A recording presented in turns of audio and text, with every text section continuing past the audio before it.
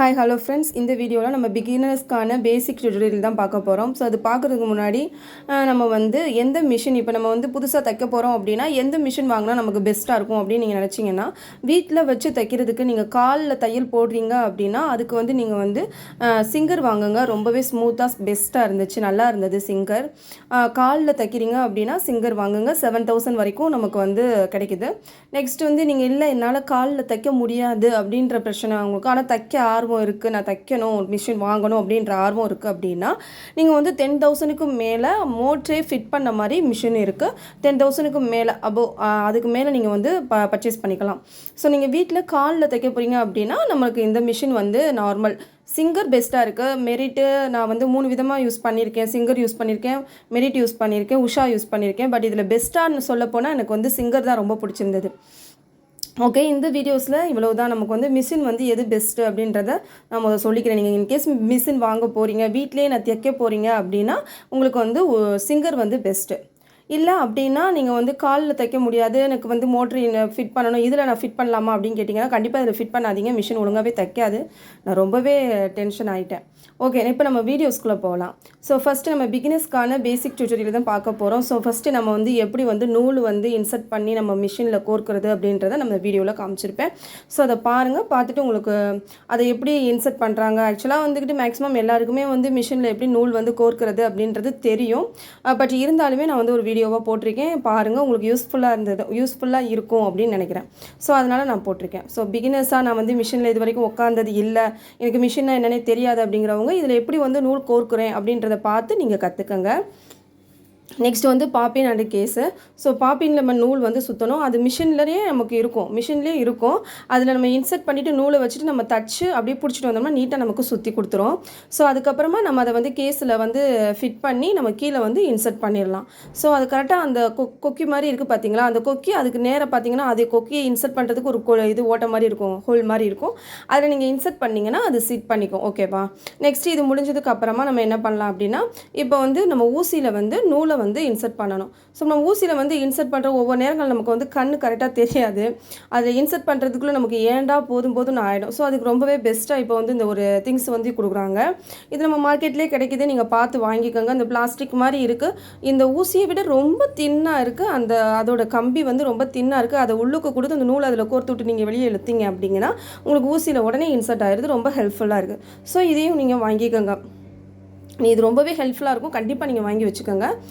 So next வந்து நம்ம என்ன பண்ணணும், ஊசியை உள்ளுக்கு இன்சர்ட் பண்ணி வெளியே எடுத்தோம்னா நமக்கு உள்ளுக்குள்ள நூலை வந்து நமக்கு வெளியில் எடுத்து கொடுக்கும். அவ்வளோதாங்க, மிஷின் வந்து தைக்கிறதுக்கு ரெடி ஆயிடுச்சு.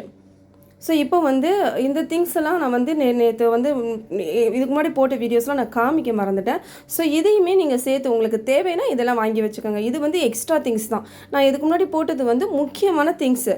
அதோடு இதில் வந்து இந்த பேரல் ஹெட் பின்னு சொல்லிட்டு ஒன்று இருக்கும். இந்த பின்னும் ஒன்று வந்து ஹெட் பின் ஒன்று வந்து ஒரு பாக்கெட்டோ ஒரு 2 பாக்கெட்டோ நீங்கள் உங்களுக்கு எவ்வளோ தேவையோ ஒரு 2-3 வாங்கி நம்ம வச்சுக்கலாம்.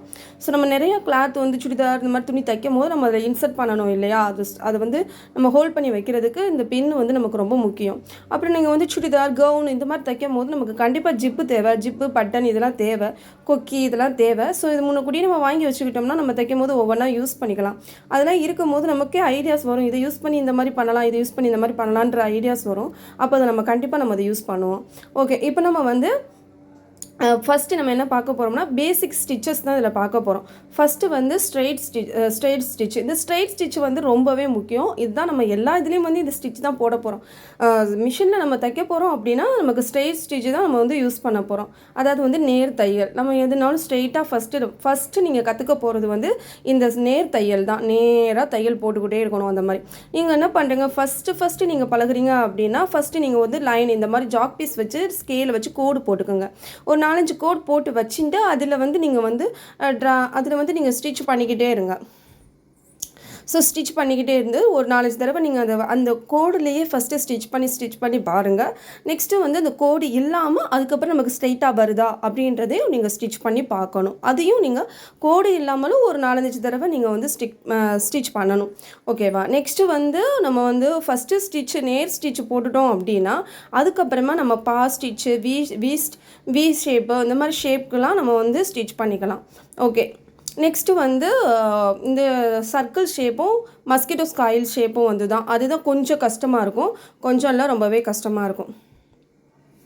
ஸோ இந்த இந்த இந்த இன்சர்ட் பண்ணி இழுக்கிற இந்த த்ரெட்டு வந்து ஒன்று வாங்கி வச்சுக்கோங்க, அது ரொம்ப ஹெல்ப்ஃபுல்லாக இருக்கும். நெக்ஸ்ட்டு வந்து நம்ம வந்து இப்போ ஸ்டிச்சஸ் வந்து ஸ்டார்ட் பண்ணிடலாம். நீங்களும் ரெடியாக ஸ்டார்ட் பண்ணிக்கோங்க. ஒரு நார்மல் கிளாத்து இல்லை ஒரு வேஸ்ட் கிளாத் ஏதாவது இருந்தாலுமே ஃபஸ்ட்டு வந்து நீங்கள் வந்து ஸ்ட்ரெயிட் லைன் ஸ்டிச்சஸ் வந்து நீங்கள் ஃபஸ்ட்டு வந்து ஃபாலோ பண்ணுங்கள். ஃபஸ்ட்டு வந்து ஸ்ட்ரெயிட் ஸ்டிச்சு போட்டு பழகுங்க. நிறைய ஸ்டிச்சஸ் போட்டு பாருங்கள். ஏன்னா கண்டிப்பாக நானே இப்போ போட்டாலும் கூட ஒரு சில நேரங்களில் எனக்கு வந்துக்கிட்டு ஸ்டிச்சஸ் போடும் போது வளைஞ்சு போயிடும், ஸ்ட்ரெயிட்டாக ஸ்டிச்சஸ் வராது. அதனால் நம்ம வந்து ஸ்டிச்சஸ் வந்து நல்லா போட்டு நீங்கள் பழகி பார்க்கணும். அப்போ தான் உங்களுக்கு வந்து ஈஸியாக இருக்கும். ஸோ ஸ்ட்ரெயிட்ஸ் இந்த நேர் தையலை வந்து நீங்கள் போட்டு பாருங்கள்.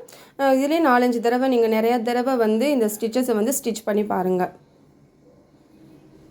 பாருங்கள், நம்ம வந்து பெரிய ஸ்டிச்சஸ் வந்து வச்சுருக்கோம். இப்போ நான் வந்து இதில் வந்து 5 அப்படிங்கிற ஸ்டெப்பில் வச்சு 5ங்கிற நம்பரில் வச்சு ஸ்டிச் பண்ணியிருக்கேன். அதனால் அந்த தையல் வந்து நமக்கு பெருசாக இருக்குது. ஸோ நீங்கள் வந்து ஒவ்வொரு சைஸ் இந்த இருக்குது இல்லையா, ஸோ இந்த ரெகுலேட்டரை வந்து நீங்கள் மேலே வச்சுருக்கீங்க அப்படின்னா அது 5, அதே ஒன்று நமக்கு 5, 4, 3, 2, 1ன்னு கொடுத்துருப்பாங்க. ஸோ உங்களோட சைஸ் உங்களுக்கு எவ்வளவு வந்து சைஸை சின்னதாக வேணுமோ அதை வந்து நம்ம இதில் அட்ஜஸ்ட் பண்ணிக்கலாம். ஸோ நான் இப்போ ஃபஸ்ட்டு வந்து தைச்சது வந்து 5 இன்ச்சில் வச்சு தைச்சிருக்கேன். அடுத்து வந்து ஸ்டெப் 2, ஸ்டெப் 3 இந்த மாதிரி வச்சு நம்ம தைச்சு பழகிக்கலாம்.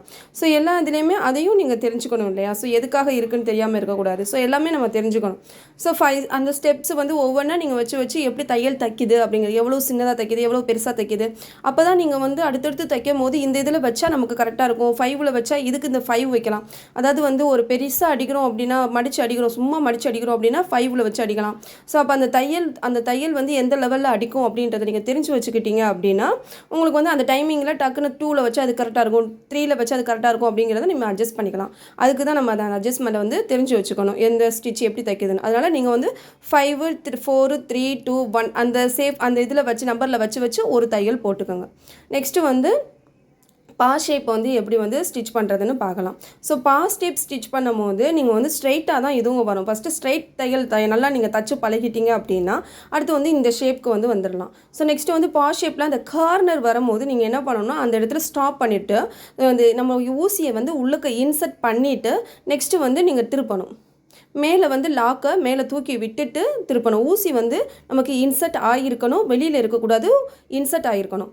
ஓகேவா? நெக்ஸ்ட்டு இழுத்துட்டு இந்த ஷேப்பில் நம்ம திருப்பும் போது அதை லாக்கை வந்து ஹோல்ட் பண்ணிவிட்டு நெக்ஸ்ட்டு வந்து நம்ம தைக்கணும். ஸோ அதே போல் தான் ஒவ்வொரு கார்னர்லேயும் நம்மளோட ஊசியை வந்து இன்சர்ட் பண்ணிவிட்டு நெக்ஸ்ட்டு வந்து லாக்கை வந்து ரிமூவ் பண்ணணும்.